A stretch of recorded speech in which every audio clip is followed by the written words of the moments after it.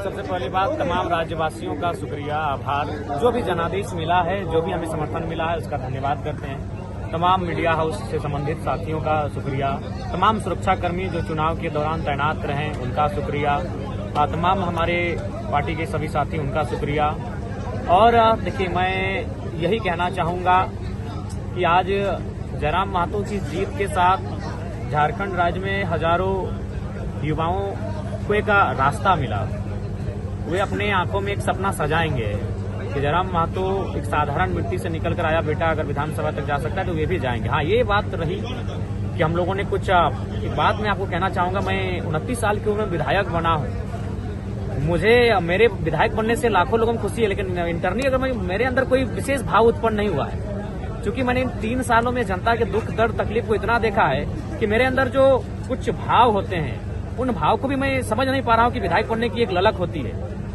और जहां तक आपने जो कहा, हमें लगता है कि अगर समय मिलता, क्योंकि मेरा मानना है, देखिए आज चंदन क्यारी हम लोगों ने अमर बावरी को पछाड़ा, ठीक है, हम लोग दूसरे स्थान पे रहे। अगर मेरा कार्यक्रम हो जाता तो चंदन क्यारी सीट को विन करते हैं। बैरमो हम दूसरे स्थान पर रहे, लेकिन आपको ताज्जुब होगा, बैरमो में मैंने केवल 18 तारीख को कार्यक्रम किया। ये तो हद है कि जो एक टॉप मोस्ट सीट थी हमारी, वहां मैंने एक ही कार्यक्रम दिया है, वो भी 18 तारीख को दिया है। अगर हमारे पास समय होता, और सबसे महत्वपूर्ण बात है सिद्धांत, अगर जयराम महतो सिद्धांत से हटकर थोड़ा सा भी राजनीति करता तो आज मेरे पास 7 से 10 सीटें होती। इसलिए होती, सिद्धांत में सबसे पहला चीज आया था कि मैंने कहा था कि हेलीकॉप्टर का उपयोग नहीं करेंगे।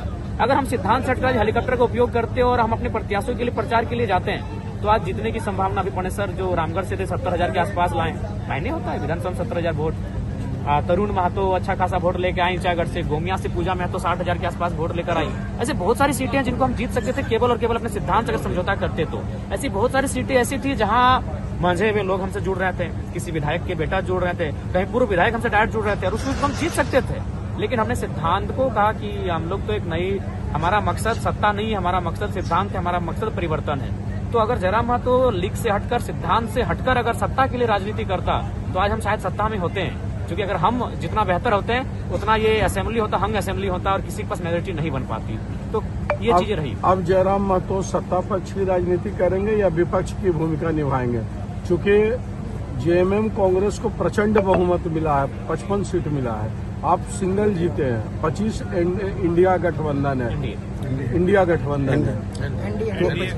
तो यार मोदी का हम चमचा है क्या? हम इंडी बोलेंगे?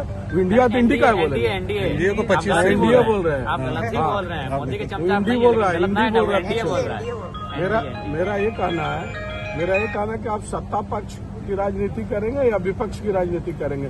आप अभी जेएमएम को समर्थन देंगे सरकार को, या जो है विपक्ष की भूमिका निभाएंगे? देखिए, ये तो उनकी पॉलिसी पे डिपेंड करता है। जेएमएम जो पॉलिसी लेकर आएगी सदन में, अगर वो पॉलिसी राज्य के लिए कल्याणकारी होगी, अगर वो पॉलिसी राज्य के लिए हितकारी होगी तो समर्थन देंगे। लेकिन राज्य के लिए अगर हितकारी नहीं होगी तो निसंदेह सड़क से लेकर सदन तक अपनी आवाज को बुलंद करेंगे, हम सदन में भी उनका विरोध करेंगे।